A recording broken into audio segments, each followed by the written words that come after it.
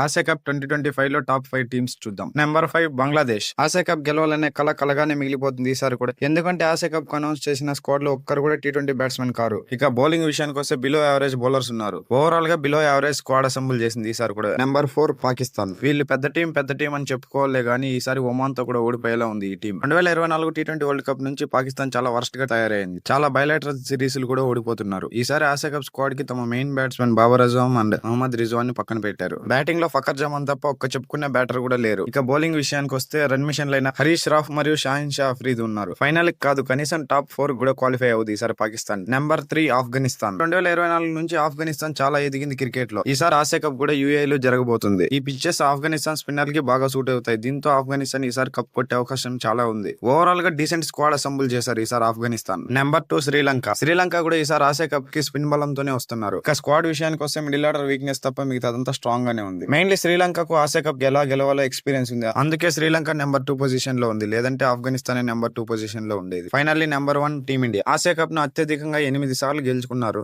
ఇక స్క్వాడ్ విషయానికి వస్తే 3 డిపార్ట్మెంట్లలోనూ సాలిడ్ గా మెయింటైన్ చేశారు. ఈసారి కూడా ఆసియా కప్ కొట్టే ఛాన్స్ టీమిండియాకి పుష్కలంగా ఉంది. ఇవి నా టాప్ 5 టీమ్. ఓవరాల్ గా ఈ 5 టీములు మాత్రమే ఈసారి ఆసియా కప్ కొట్టే ఛాన్సులు ఉన్నాయి. ఈ 5 టీముల్లో కూడా ఎక్కువ ఛాన్స్ ఉన్న టీమ్స్ మాత్రం టీమిండియా అండ్ ఆఫ్ఘనిస్తాన్ మాత్రం.